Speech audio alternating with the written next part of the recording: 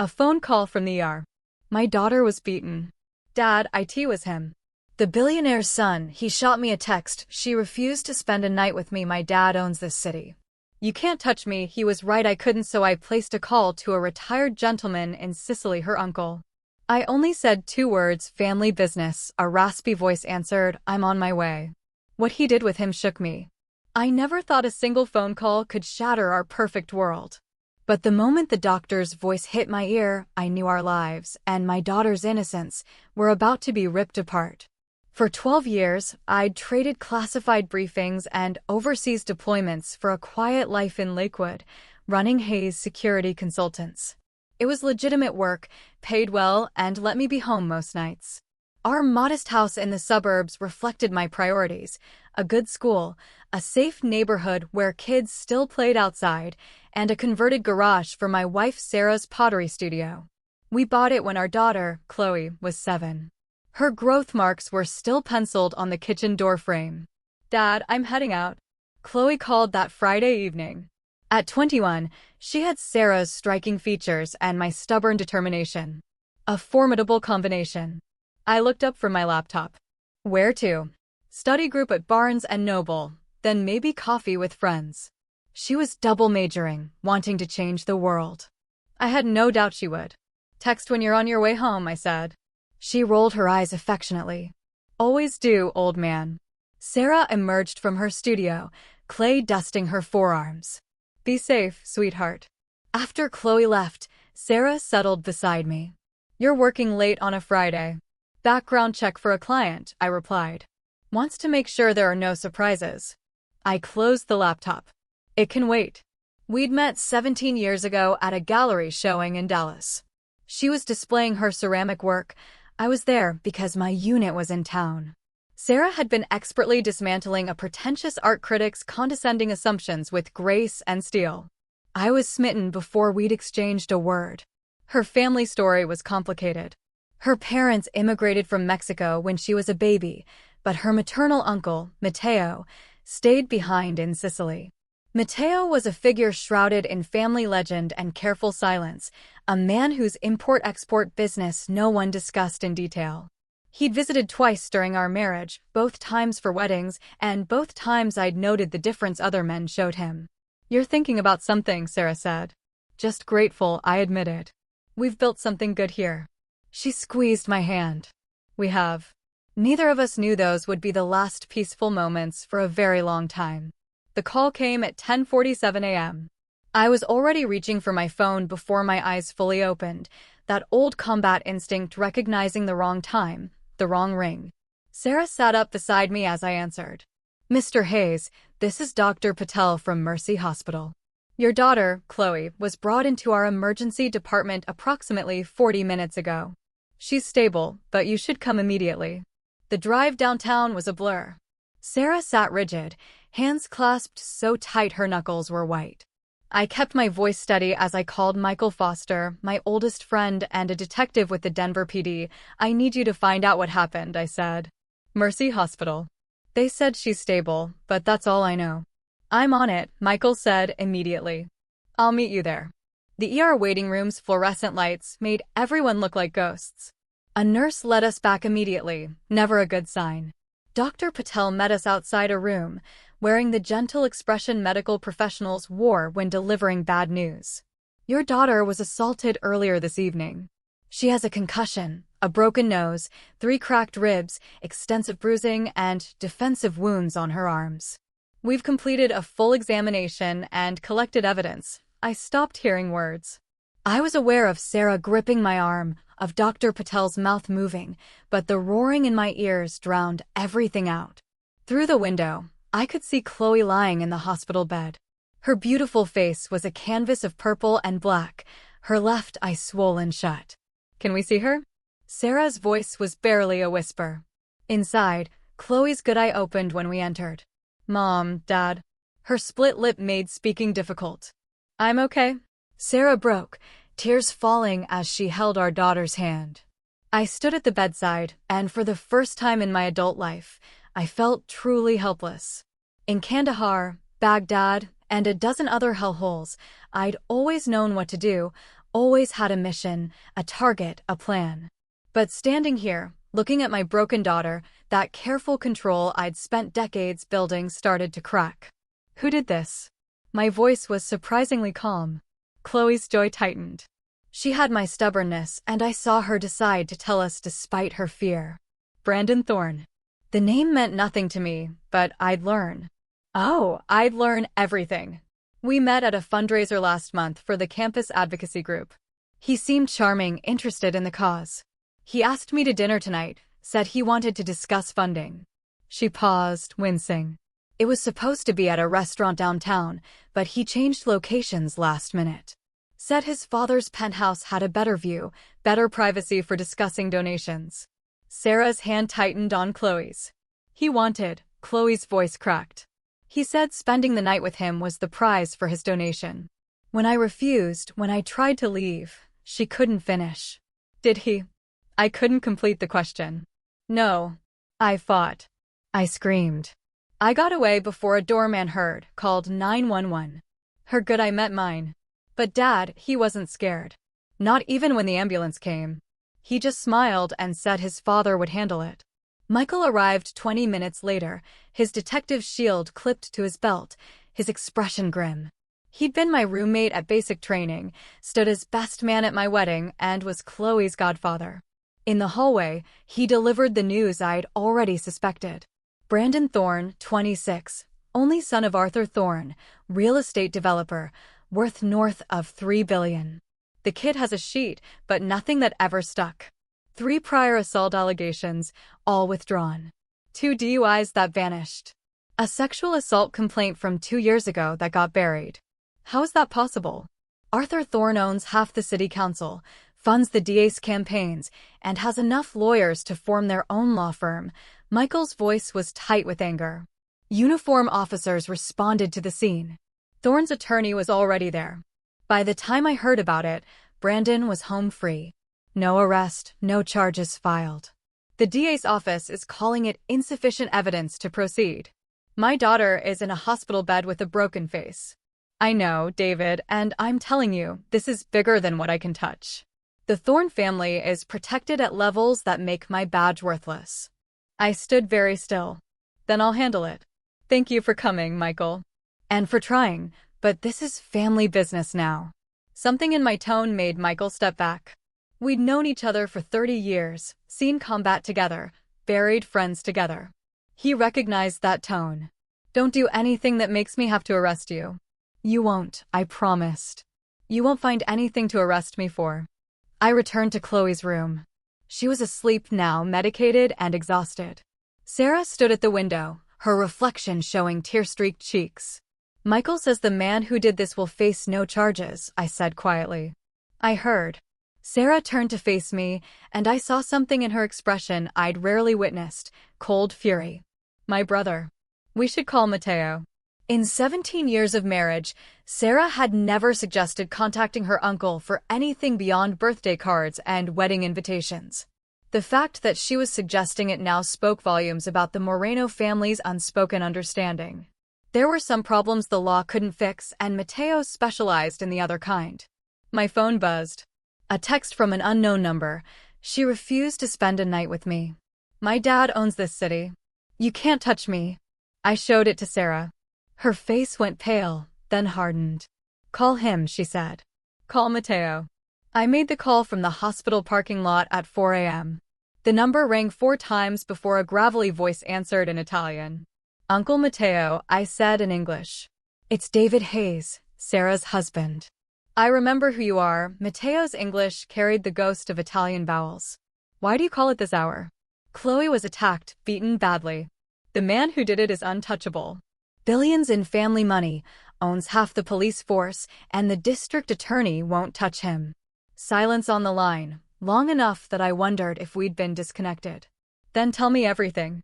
I laid it out with military precision, the assault, Brandon Thorne's history, his father's influence, the text message.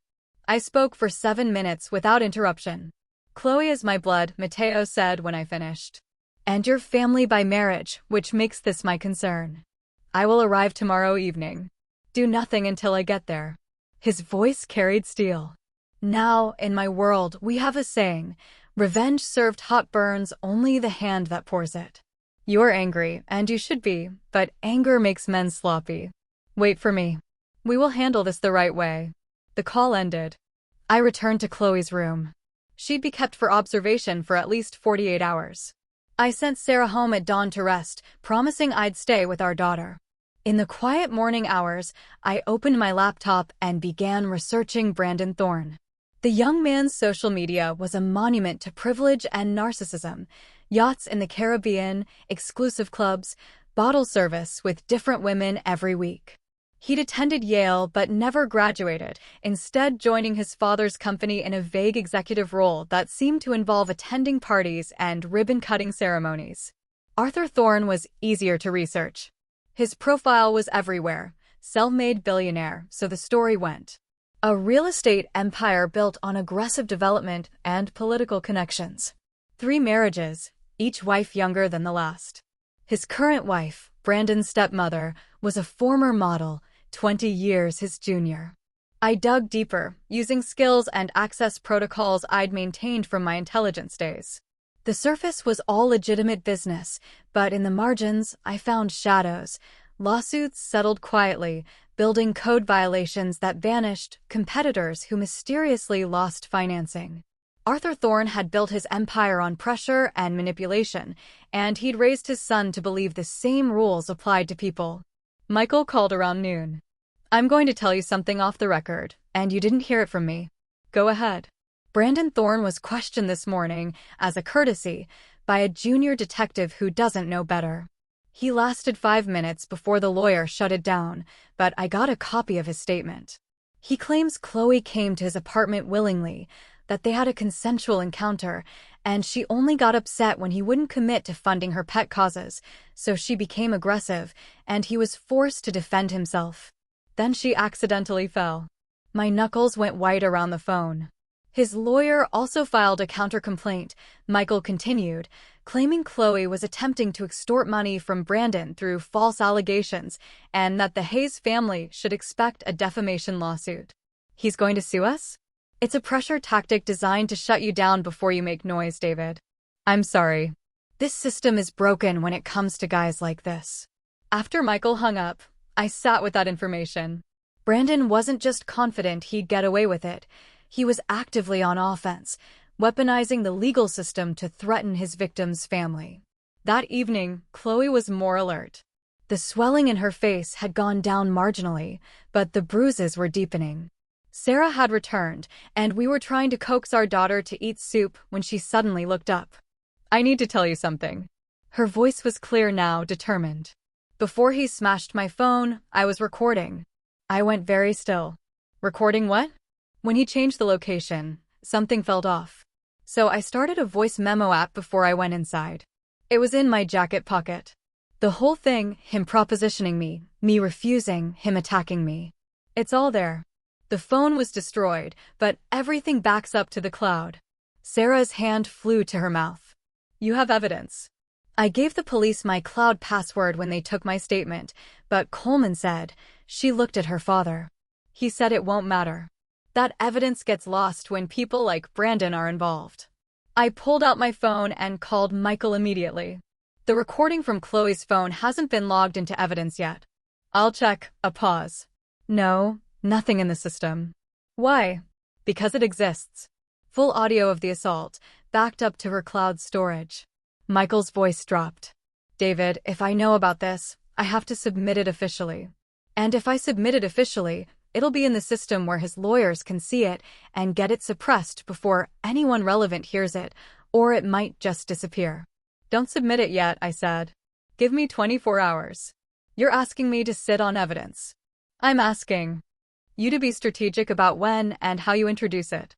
24 hours, Michael. Then do whatever you have to do. After another pause. 24 hours. But David, be careful. These people don't play fair. Neither do I said, and ended the call. Mateo arrived at Denver International at 6 p.m. I picked him up alone, Sarah staying at the hospital with Chloe. The man who emerged from the terminal looked nothing like the stereotype of a Sicilian mobster. At 72, Matteo was lean and weathered, wearing an expensive suit and carrying a single leather bag. His hair was silver, his face lined with decades of sun, and his dark eyes missed nothing. We embraced briefly. "Show me," Matteo said. At the hospital, Matteo sat beside Chloe's bed for a long time, studying her injuries with an expression of stone. He took her hand gently, and when he spoke, his voice was soft and Italian. Words I didn't understand but recognized as some kind of vow. Then Matteo turned to me. "Now, we talk somewhere private." We went to a 24-hour diner near the hospital. In a corner booth, Matteo ordered espresso and listened as I laid out everything I'd learned about Brandon and Arthur Thorne, the corruption protecting them, and the existence of the recording. "This recording," Matteo said. "It is your ace, but played through their corrupt system, it will be neutralized. We must use it differently." "I'm listening." "You are intelligence, yes? You understand leverage and pressure points." Matteo sipped his espresso. "Arthur Thorne has built an empire on corruption, which means he has many enemies. People he has crushed, cheated, destroyed. These people want revenge, but lack the means or the courage. We find them. We unite them. And we use your daughter's evidence not to convict his son, though that will be pleasant, but to destroy the father's empire. When the empire falls, the son becomes vulnerable." "You're talking about a coordinated campaign." "I'm talking about war," Matteo corrected. "Not with guns. Those are crude and draw attention. War with information, with pressure, with fear. You expose Arthur Thorne as the criminal he is. You collapse his political protection, and Brandon becomes just another violent man without a shield." Then Matteo's smile was cold. "Then we handle him properly. This will take time. Good things do. Your daughter needs time to heal. You need time to build your case. And I need time to make some calls." Matteo leaned forward. "In Sicily, we have an expression, alu nemicu, mancuyu cori, to your enemy, not even the heart. But we are patient. We plan. We wait. And when we strike once and completely." I felt something settle in my chest. A sense of purpose, of direction. This was a mission now, with objectives and strategy. "What do you need from me?" "Everything you can find on Arthur Thorne and his business. Every enemy, every rival, every person he has wronged. I will handle finding the ones with useful information and the courage to use it. You will handle the investigation and intelligence gathering. Together, we will build a trap." Matteo's eyes glinted. "And when it closes, both Brandon and his father will wish they had never heard the name Hayes." Chloe came home 3 days later, moving slowly, staying mostly in her room. Sarah took leave from the community college where she taught art, and the house took on the quiet, careful atmosphere of a place where someone was healing from trauma. I converted my home office into a war room. Matteo had taken a room at a nearby hotel, but he spent his days at the house, making phone calls in Italian and occasionally disappearing for meetings he didn't explain. The old man moved with surprising energy. His network of contacts apparently extended far beyond Sicily. "I've made some progress," Matteo announced on the 4th day, spreading documents across my desk. "Arthur Thorne has been busy making enemies for 30 years. I have found 3 who are willing to help if we can guarantee their safety and success." The first was Robert Davies, a former city councilman who opposed one of Thorne's development projects and found himself facing fabricated ethics violations that destroyed his career. The second was Samuel Green, a contractor who'd been forced into bankruptcy after Thorne used legal pressure to steal his company's largest project. The third was Elena Ramirez, a journalist who'd written an investigative piece about Thorne's business practices and been sued into silence. "They all have pieces of the story," Matteo explained, "but separately, they lack the evidence and the courage to act. Together, properly orchestrated, they become dangerous." I had been conducting my own investigation, using techniques honed in military intelligence. I'd been mapping Arthur Thorne's empire, shell companies, offshore accounts, and the complex web of political relationships that protected it all. What I'd found was extensive corruption, bribes to city officials, falsified building permits, intimidation of competitors, and systematic tax evasion. "The question is how to make this public in a way that can't be suppressed," I said. Michael Foster arrived that evening, officially off duty. In the war room, he studied the evidence I'd compiled with a detective's eye. "This is good work," Michael admitted. "Better than good. This is prosecutable, but the DA won't touch it." Marcia Cantrell has been in Thorne's pocket for years. Her last 3 campaigns were funded by his PAC. "So, we go over her head," Mateo said. "The federal authorities," Michael replied. "The FBI would need a reason to get involved, and they need to believe they have a case that won't be killed by political pressure at higher levels." I had been thinking about this. What if it wasn't just about Arthur Thorne? What if we connected his corruption to a broader pattern? Other developers, other politicians, a systemic problem that the feds couldn't ignore. Michael's eyes narrowed. "You need a trigger. Something that forces their hand and makes it a PR nightmare if they don't investigate." "A scandal," Mateo said softly. "Something public that cannot be ignored. Something that makes Arthur Thorne radioactive to his political allies, forcing them to distance themselves." And in that moment of weakness, we introduce the evidence through channels he cannot control. I turned my laptop and pulled up Brandon Thorne's social media again. Brandon is throwing a party next weekend. Annual charity gala at his father's downtown Thorne Tower. Politicians, business leaders, media coverage. He posts about it every year. Makes a big show of being philanthropic. "You want to crash his party?" Michael asked. "I want to make it the last party he ever throws," I said. Over the next 5 days, we planned.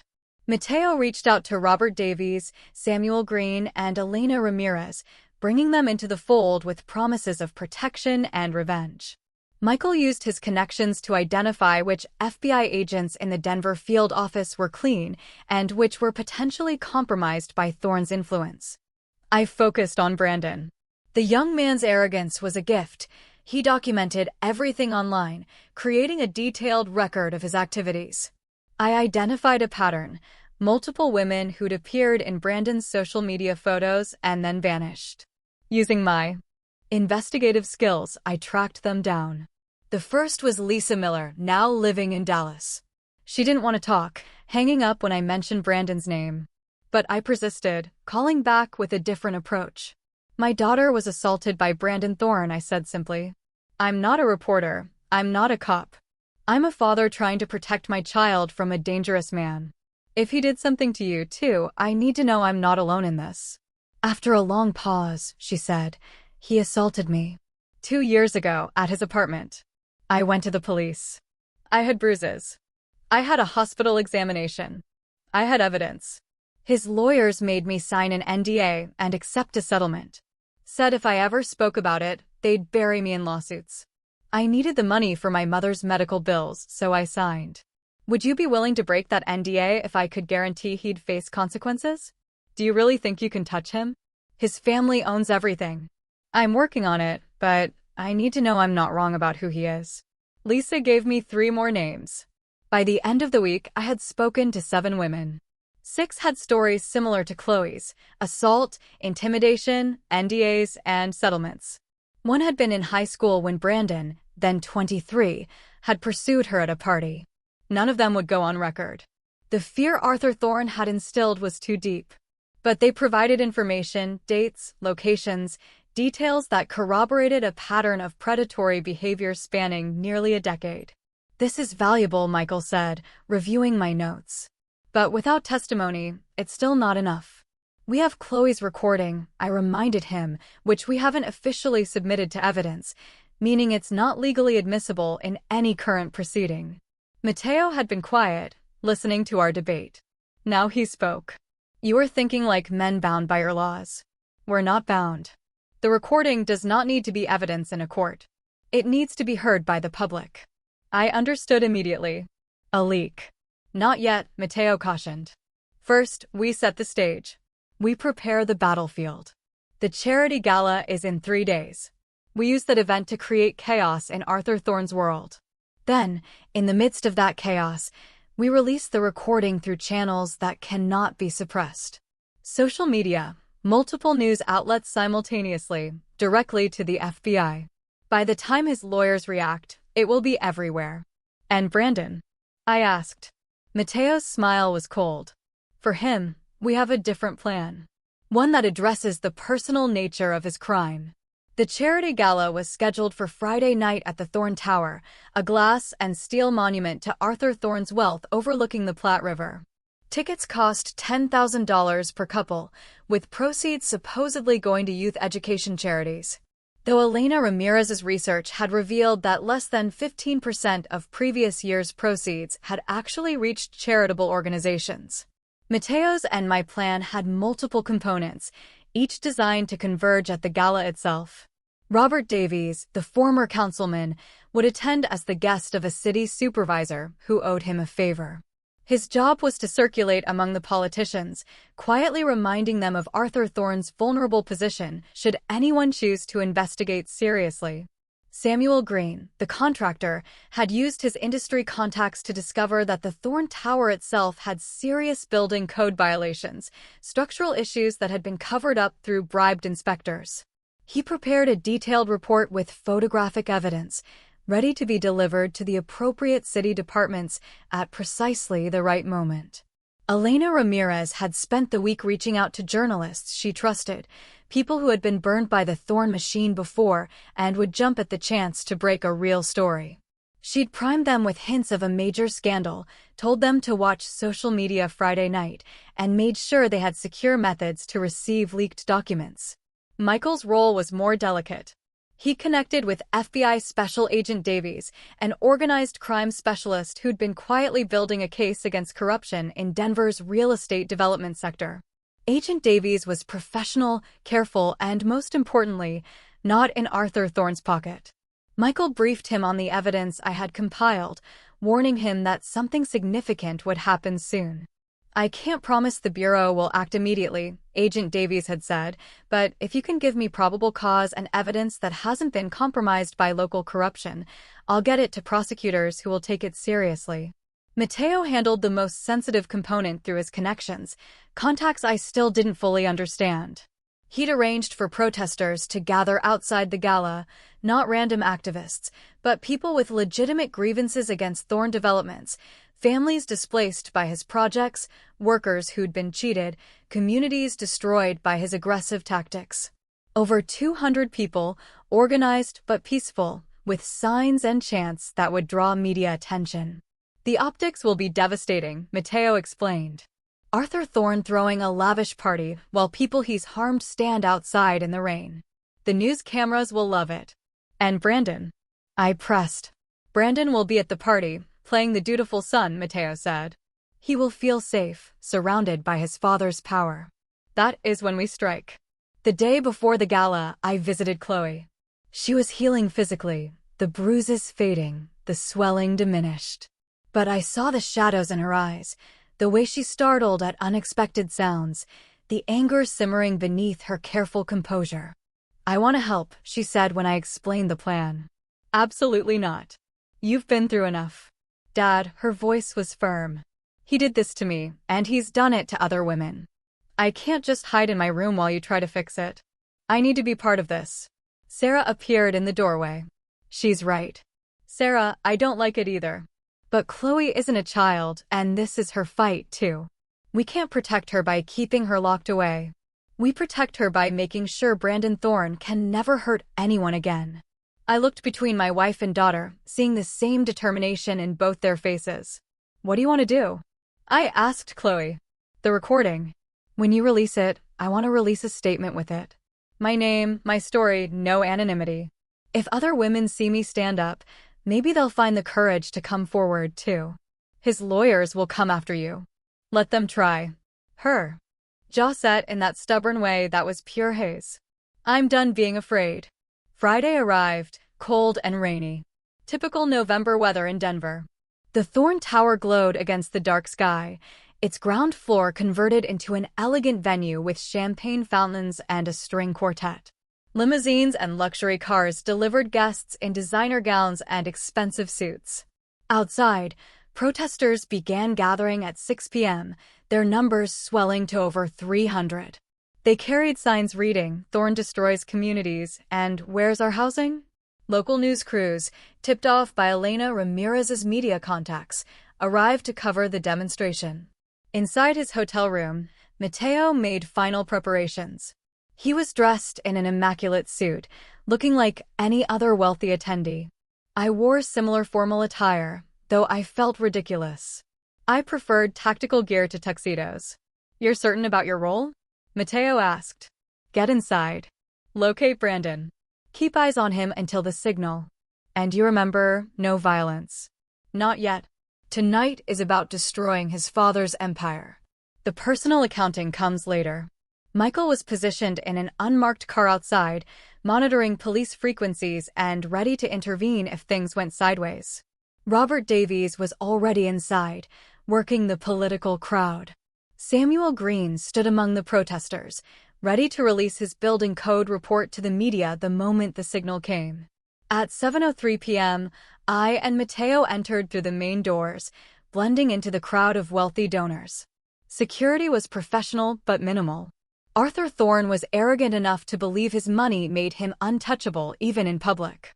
The party was exactly what I'd expected: excessive wealth on display, people who'd never missed a meal congratulating themselves for helping the less fortunate.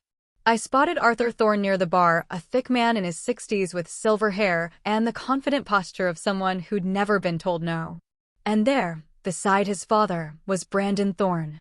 The young man looked like a recruitment poster for inherited privilege: designer suit, perfect hair, a champagne flute in his hand, and a smug smile on his face.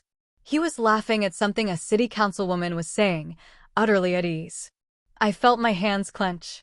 This was the man who'd beaten my daughter, who'd sent that mocking text, who'd walked away without consequences.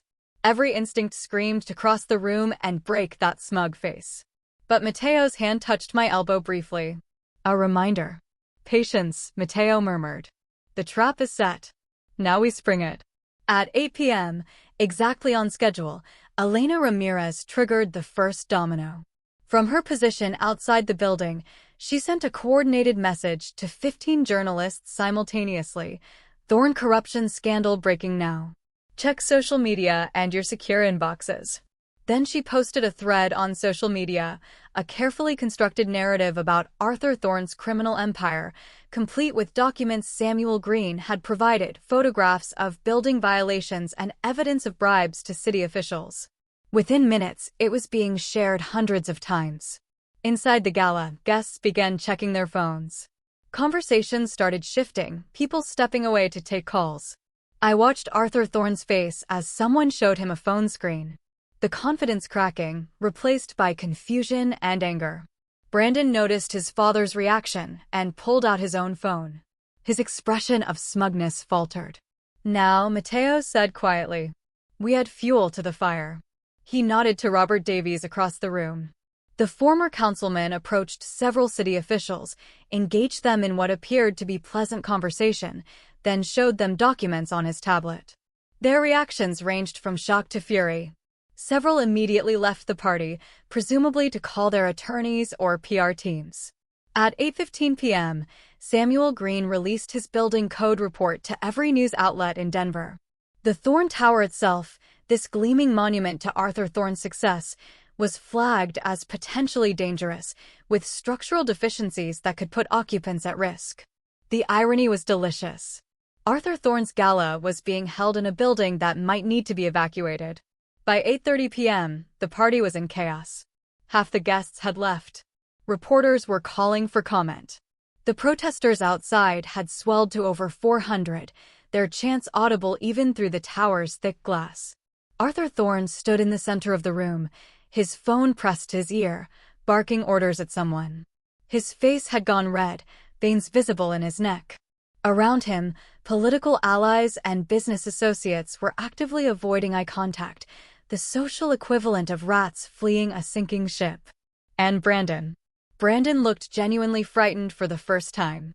He stood near the bar, isolated as people who'd been laughing at his jokes minutes ago pretended not to see him. "It's his time," Matteo said. My phone buzzed. A message from Michael, FBI en route to Thorne Tower. "They've got authorization for immediate document seizure based on fraud evidence. ETA 10 minutes. Things were moving faster than planned. The trap was working almost too well. Matteo had pulled out his own phone, navigating to a private website. The Recording, he said. Chloe gave me permission to upload it to multiple platforms simultaneously. Once I press this, it will go live on 5 different social media platforms, 3 YouTube channels, and be emailed directly to 24 journalists. It cannot be stopped. Do it, I said. Mateo's finger touched the screen. Within seconds, Chloe's voice filled the internet. I appreciate the invitation, Mr. Thorne, but I'm not comfortable going to your apartment instead of the restaurant. I think I should leave. Then Brandon's voice, smooth and entitled. Don't be difficult. I'm offering a very generous donation. All you have to do is be friendly. And Chloe's response, firm, that's not what philanthropy means. I'm leaving. What followed was audio of assault. Brandon's voice turning ugly. Furniture crashing. Chloe's screams for help. His casual laughter as he hit her. The recording lasted 8 minutes and captured everything. His confession that he expected sex in exchange for his donation. His assertion that his father owned the police. His threats about what would happen if she reported him. It was damning. It was crystal clear, and it was already viral. I watched Brandon's face go white as someone showed him a phone. The young man's hands were shaking. Arthur Thorne pushed through the remaining crowd, grabbed his son's arm, and pulled him toward a private elevator. But before they could reach it, FBI agents entered the building, Agent Davies leading a team of 6, all wearing blue windbreakers with yellow letters. Arthur Thorne, Agent Davies announced, his voice carrying across the now silent room. We have a warrant to seize records related to Thorne Development Corporation's business practices. We're also placing you under investigation for fraud, bribery, and racketeering. Arthur's face went from red to purple. You have no authority. We have plenty of authority, sir. Federal jurisdiction supersedes your local connections. Agent Davies gestured to his team. Secure all computers and file servers in this building. No one leaves until we've documented what we need. As FBI agents spread through the tower, Mateo leaned close to me. The empire falls. Now we handle the sun. But before we could move, Brandon Thorne did something stupid. Perhaps it was panic. Perhaps arrogance. Or perhaps just the instinct of a cornered animal. But he ran, not toward the elevator, but toward the emergency stairs, shoving past guests and knocking over a champagne fountain in his haste. Stop him! Arthur shouted, but no one moved to help. Mateo and I followed at a measured pace. Michael's voice came through the small earpiece I wore. I've got eyes on the back exit. He's heading for the parking garage. Brandon burst into the underground garage, looking wildly for his car. I emerged from the stairwell behind him, blocking the exit. Brandon Thorne, I said quietly.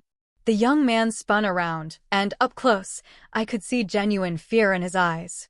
Stay away from me. My father will have you arrested. Your father's currently being placed under federal investigation. His protection is gone. His money is about to be frozen. His lawyers are busy saving themselves. I took a step forward. Which means you're all alone. I didn't do anything to your daughter. She wanted. Finish that sentence, I said very softly, and I will break your jaw. We both know what you did. So do the 7 other women I found. So does everyone who's heard that recording by now? And believe me, millions have heard it. Brandon's bravado crumbled completely. What do you want? Justice? I'll pay. My father will pay. Your father is bankrupt by morning. The FBI is seizing his assets. The city is shutting down his buildings. His political allies are running away so fast they're leaving skid marks. There is no money coming to save you. Mateo emerged from another stairwell, cutting off Brandon's other escape route. In Sicily, the old man said conversationally, when a man harms a daughter of our family, there's only one acceptable response. It is very old-fashioned, very permanent. Brandon's legs actually buckled. Please, I'm sorry. I made a mistake. You made many mistakes, Mateo said. The first was believing you were untouchable. The second was sending that arrogant text message to a father who loves his daughter. The third was existing in a world where men like me still exist. Michael's voice in my ear. David, I've got 2 Denver PD units responding to the tower. Someone called about a disturbance. You need to clear up before they arrive and complicate things. But I wasn't finished. Do you know what my daughter is doing right now? While you're cowering in this garage, she's preparing to testify, to go on record, to put her name and face to what you did so that every other woman you've hurt knows they're not alone. That's courage, Brandon. Real courage. Something you'll never understand. I'll confess, Brandon said desperately. I'll turn myself in. I'll plead guilty. Just don't what? I asked.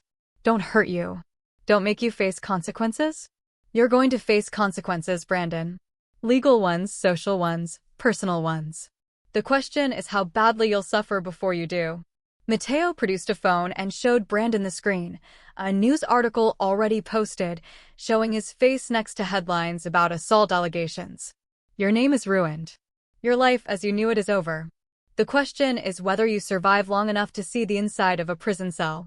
That was when Brandon broke completely, dropping to his knees in the concrete garage, crying. I felt no satisfaction looking at him, only cold calculation. This man had hurt my daughter, and this moment of fear was only the beginning of what he'd pay. Let's go, I said to Mateo. He's not worth any more of our time. We left Brandon sobbing in the parking garage.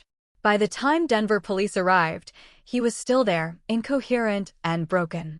Michael later told me Brandon had been taken into custody, not arrested, but protective custody because he was an active threat to himself. The next morning, the news was everywhere. Arthur Thorne's empire was collapsing. Federal investigations were expanding, and Brandon Thorne faced potential charges from multiple assaults. The recording had been played on every major news outlet. Chloe's statement had been read by millions, and 3 more women had come forward with their own stories. But for me, watching the news with Sarah and Chloe in our living room, it still wasn't enough. The legal system was moving, yes, justice might be served through courts and lawyers and trials. But the personal accounting, the real price for what Brandon had done, was still unpaid. Mateo seemed to read my thoughts. Patience, the old man said. The trap is closed. Now comes the final part. The part where we ensure this ends properly. The weekend after the gala was chaos across Denver. Arthur Thorne's arrest made national news. The FBI had found evidence of massive fraud, money laundering, and conspiracy to commit bribery. His assets were frozen, his buildings sealed, and his political allies were tripping over themselves to return campaign contributions and delete old photos. Brandon Thorne, meanwhile, had been formally charged with assault and held on $500,000 bail, an amount his father could no longer pay. The young man sat in county jail and, according to Michael's sources, was not handling confinement well. He's in protective custody, separated from general population, Michael reported. For his own safety. Good, Chloe said coldly. She was getting stronger every day, her bruises fading, her spine straightening with determination. She'd done a televised interview, speaking clearly and calmly about her assault, and the response had been overwhelming. Support poured in from across the country, along with offers of legal assistance and counseling resources. More importantly, 8 additional women had come forward with allegations against Brandon spanning back to his college years. The DA has no choice but to prosecute aggressively now, Michael said. Marcia Cantrell is trying to save her career by throwing Brandon under the bus. She's talking about seeking maximum sentences on all counts. But something was bothering me. The legal system was working, yes. Brandon would likely spend years in prison. Arthur's empire was destroyed. Justice, by conventional measures, was being served. So why did it still feel incomplete? Mateo had been quiet, spending his days making phone calls and meeting with contacts whose names he never shared. On Monday evening, he requested a private meeting with me at his hotel. The boy will go to prison, Mateo said, pouring us both whiskey from his minibar. Probably 8 to 12 years with good behavior. He will survive. Men like him often do. Protected even in jail by his remaining family connections. He will be humiliated, certainly, broken perhaps, but alive and free eventually. You're saying that's not enough. I'm saying you have a choice. Mateo sat across from me. The legal system will deliver its version of justice. For many people, that would be sufficient. But in my world, we understand that some crimes require a more permanent response. You're talking about murder. I'm talking about ensuring he never hurts another woman, ever. Matteo's eyes were steady. In Sicily, when a man commits an unforgivable act against a family, there is no half measure, no counting on parole boards or rehabilitation. There is only finality. I stared at my whiskey. I'd killed men before in combat, in the course of my military service, but this was different. This was premeditated. This was revenge, not war. I need to think about this, I said. Of course, but think quickly. He is vulnerable now. In custody, his father unable to protect him. This window will not remain open forever. That night, I lay awake beside Sarah, wrestling with the question. I'd spent 20 years serving my country, believing in justice and law and order. I'd left that life behind to be a good husband, a good father, a good citizen. Taking the law into my own hands, taking a life in cold blood, was crossing a line I'd never imagined crossing. But when I closed my eyes, I saw Chloe's broken face in a hospital bed. I heard Brandon's voice on that recording, laughing as he assaulted a helpless woman. I remembered that text message, "You can't touch me." The law would punish Brandon, but would it protect the next woman who crossed his path a decade from now? When he was released on parole, would it prevent him from hurting someone else's daughter? Wednesday morning brought news that complicated everything. Elena Ramirez called me directly. "You need to see this." The journalist had uncovered something new, evidence that Arthur Thorne had been quietly liquidating offshore assets despite the FBI's seizure orders. Money had been moved to accounts in Luxembourg and the Bahamas. Over $200 million that federal investigators didn't know about. "He's preparing to run," Elena explained. "And if he runs, he takes Brandon's defense fund with him. There are rumors of a deal being negotiated. Arthur might flip on his political co-conspirators in exchange for reduced charges and witness protection. If that happens, Brandon might walk on a technicality, double jeopardy, fruit of the poisonous tree, something. His lawyers are already filing motions." I felt ice in my veins. How possible is this? It's the federal system. Strange things happen. And Arthur Thorne has information that could destroy dozens of powerful people.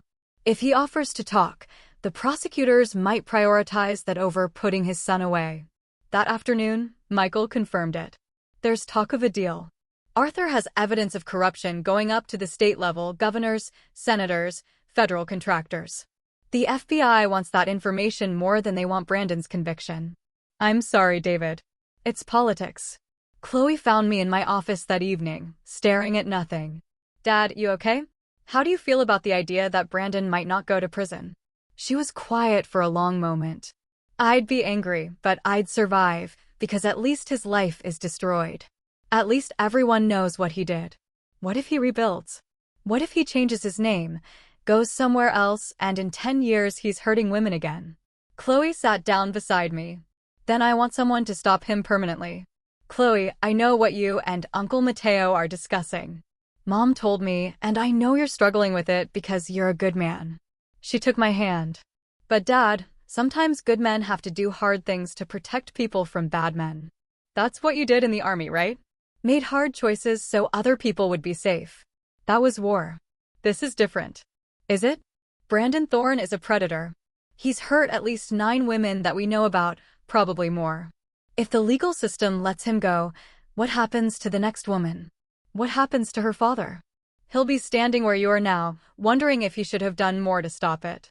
I looked at my daughter, my brave, brilliant, damaged daughter, and saw the weight of truth in her eyes.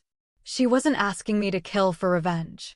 She was asking me to kill to prevent future harm. The difference was subtle but significant. "I'll think about it," I said quietly. That night, I made my decision. Matteo's plan was simple and elegant, the kind of thing only a man with decades of experience in violence could devise. Brandon is in protective custody, separated from other inmates. But every prisoner has access to the infirmary. And every infirmary has blind spots. "You have someone inside?" I asked. "I have someone who has someone inside. The chain is sure enough to be reliable, long enough to have deniability. But you must be certain, David. Once we do this, there is no undoing it." "Are you certain?" I thought about Chloe's bruised face. I thought about the 8 other women and the unknown number who'd been too frightened to come forward. I thought about Brandon's smug smile at that gala and his father's arrogant certainty that money could buy anything, even immunity from consequences.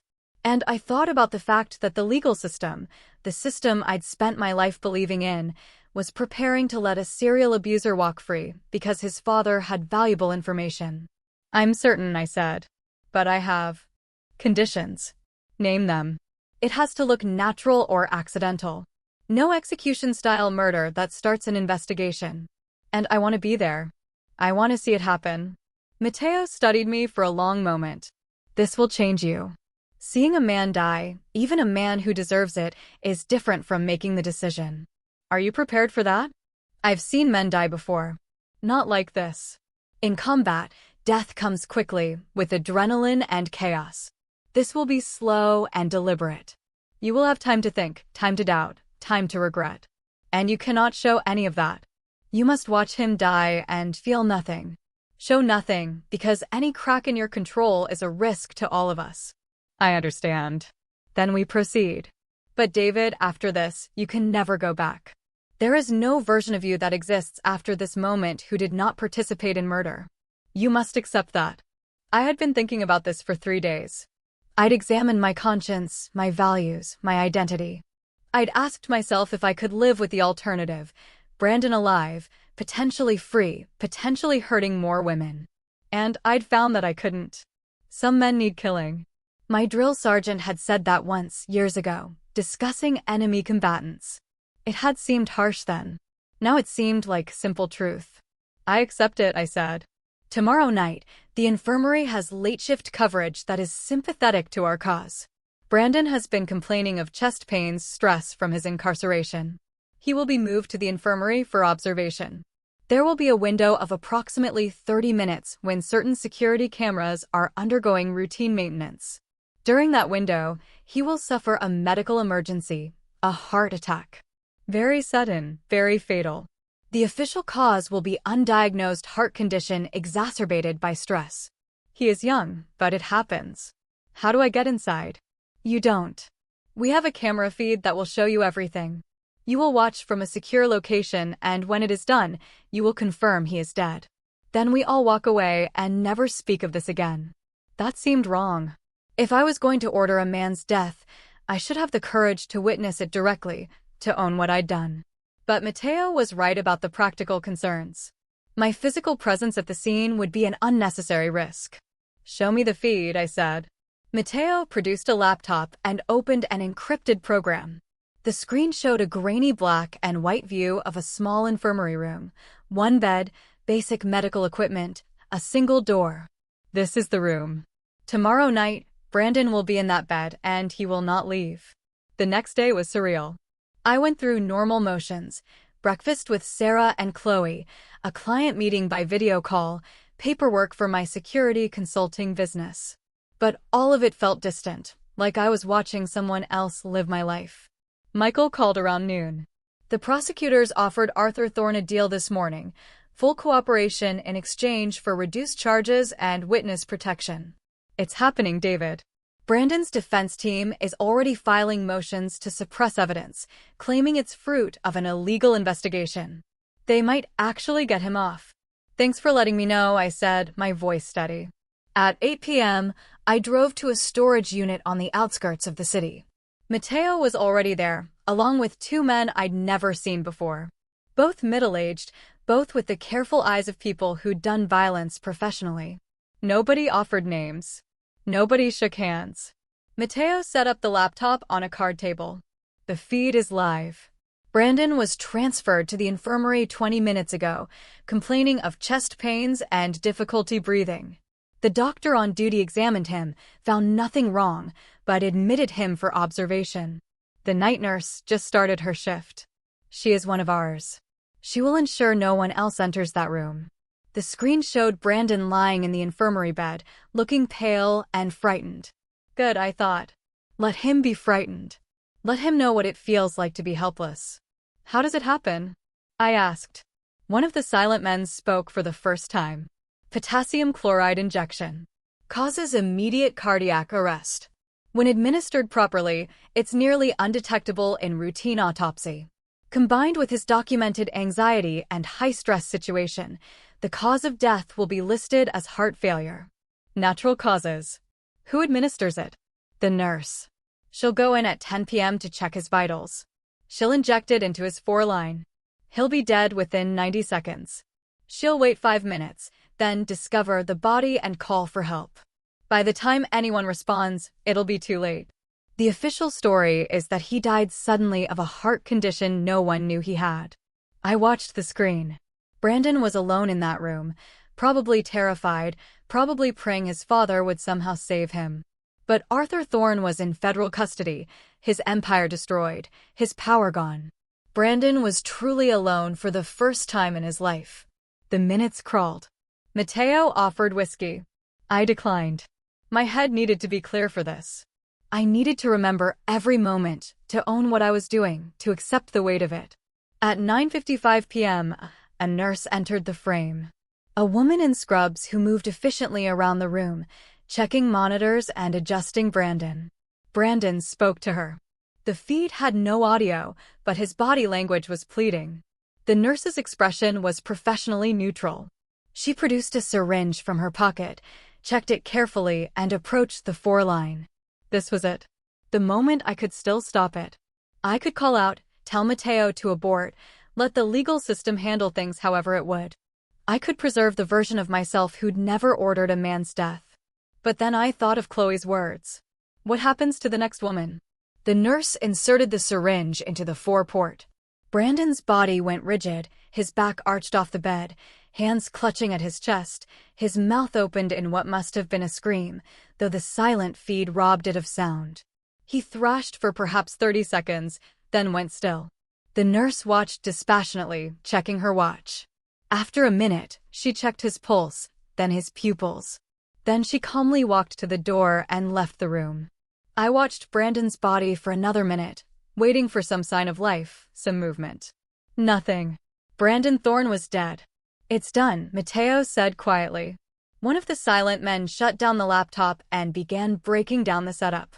Within 5 minutes, the storage unit was empty. Except for me and Mateo. How do you feel? Mateo asked. Nothing, I said, and realized it was true. I'd expected guilt, regret, horror, or something. But watching Brandon die had felt like watching a problem solve itself. Cold, mechanical, necessary. That's good, Mateo said. The guilt comes. Later, maybe or maybe not. Some men are built for this kind of work, and they never regret what must be done. Time will tell which kind you are. We drove back to the city separately. I arrived home at midnight. Sarah was still awake, sitting in the living room with a book she wasn't reading. Is it done? She asked. Yes. She nodded slowly. I'm not going to ask details. I'm not going to judge. But David, promise me this was the last time. Promise me we don't become people who solve problems this way. I promise, I said, and meant it. I'd crossed a line tonight, but I wouldn't make a habit of it. This was an exception, a specific response to a specific threat, not a new way of life. Sarah embraced me, and we stood together in the quiet house, holding each other against the darkness we'd invited in. The news broke at 6 a.m. Brandon Thorne had died of sudden cardiac arrest while in custody. The county medical examiner ruled it natural causes, likely related to an undiagnosed heart condition exacerbated by the stress of incarceration. An investigation was opened, but preliminary findings showed no signs of foul play. Arthur Thorne, from his own federal holding cell, reportedly broke down upon hearing the news. His deal with prosecutors moved forward anyway. He had too much valuable information about too many powerful people. He would spend 10 years in minimum security and then vanish into witness protection. His empire gone, but his life preserved. Some might call that injustice. I called it acceptable collateral damage. The father had lost everything that mattered, his legacy, his reputation, his only son. Let him live with that. The following week brought a cascade of revelations. Arthur Thorne's testimony implicated 32 public officials in corruption schemes spanning 15 years. The mayor resigned. The district attorney was indicted, and Colorado's governor announced she wouldn't seek re-election. The fallout would reshape Denver politics for a generation. For the Hayes family, life slowly returned to something resembling normal. Chloe continued her recovery, attending therapy and finding strength in survivor advocacy work. She'd become a voice for women who'd been silenced by powerful men, speaking at universities and legislative hearings about the need for justice system reform. "I think I want to go to law school," she told me one morning over breakfast. "I want to be the kind of lawyer who fights for people like me, who makes sure men like Brandon don't get away with what they do." "You'd be brilliant at it," I said, pride thickening my voice. Sarah returned to teaching, finding solace in creating beauty with clay and helping students discover their own artistic voices. She never asked me for details about what happened in that storage unit, and I never offered them. Some things were better left unspoken between people who loved each other. Michael Foster was promoted to detective sergeant, his role in exposing the Thorne corruption earning him commendations. He and I still met for coffee every Friday, talking about sports and family, and anything except the night Brandon died. Mateo stayed in Denver for another week, long enough to ensure no investigation into Brandon's death gained traction. Then one evening, he appeared at our house with his leather bag packed. "I return to Sicily tomorrow," he announced. "The business here is finished." Chloe embraced him carefully. Her ribs were still healing. "Thank you, Uncle Mateo, for everything." "Family is everything," Mateo said simply. "Never forget this." At the door, Mateo pulled me aside. "You did well. The boy is gone. The father is destroyed. And justice, true justice, has been served. But David, remember what I told you. This kind of work changes a man. Watch yourself carefully. Make sure the darkness you invited in does not make itself at home." "I will," I promised. Mateo studied me for a moment, then nodded. "You are stronger than most. You will be fine. But if you ever need counsel, if the weight becomes too heavy, you call me. Some burdens should not be carried alone." After Mateo left, I stood on my porch in the cool November evening, looking at the quiet suburban street where my family had built their life. Nothing looked different. Same houses, same streetlights, same normalcy. But I was different. I'd stepped outside the bounds of law and order, had taken justice into my own hands, had ordered a man's death, and I didn't regret it. That should have troubled me more than it did. But when I thought about Brandon Thorne, I felt only satisfaction. A predator had been removed from the world. Women were safer because of it. My daughter could heal, knowing her attacker would never hurt anyone again. If that made me a monster, I could live with being a monster. 3 months later, in February, I sat in my office reviewing a routine corporate background check when my phone buzzed. A message from an unknown number. "Thank you." It was from Lisa Miller, the woman in Dallas who'd been assaulted by Brandon 2 years earlier. She sent a link to a news article about a scholarship fund being established in Brandon's memory, funded by settlements from several of the women he'd assaulted who'd banded together to support survivors of sexual violence. "We're turning his death into something positive," Lisa wrote. "Making sure some good comes from all the pain. I don't know exactly what happened to him in that jail cell, but I know you were involved somehow. So, thank you for believing us, for protecting other women, for doing what the law wouldn't do." I deleted the message immediately. No record, no trail. But I allowed myself a small smile. The darkness I'd invited in hadn't made itself at home. It had simply eliminated a threat and then departed, leaving my family safe and my conscience clear. That evening, I found Sarah in her studio, working on a new piece, a series of vessels representing strength emerging from brokenness. She looked up as I entered, clay on her hands and peace in her expression. "How was your day?" she asked. "Good," I said. "Routine client work. Nothing exciting." "That's good. Boring is good." We'd become experts at normal conversation and maintaining the surface of our life while carrying the weight of what we'd done underneath. It was its own kind of courage, I thought. The courage to live with difficult truths and still find joy in ordinary moments. Chloe was upstairs studying for her LSAT, her future taking shape in the aftermath of her trauma. She was stronger now, her spirit unbroken despite everything Brandon had tried to break. She would heal, and she would thrive, and she would help other women do the same. And Brandon Thorne was gone, not by the legal system, not by the slow wheels of justice, but by the old ways. Family defending family, the strong protecting the weak, evil men facing consequences they thought they'd escaped. Mateo had been right. It was very old-fashioned, very permanent, and very, very necessary. I walked through my home, listening to Sarah's music playing softly from the studio, hearing Chloe's voice as she read practice questions aloud to herself, feeling the warmth of the life we'd built together. This was what I'd fought for. This was what I'd protected, and I would do it again in a heartbeat if I had to. But I hoped, deeply, sincerely, hoped that I'd never have to. One trip into that darkness was enough for any man. I'd seen what I was capable of when my family was threatened, had learned that my moral lines were less fixed than I believed. That knowledge would stay with me forever. A shadow in my mind that could never be fully banished. But shadows served a purpose. They reminded you where the light was and what was worth protecting.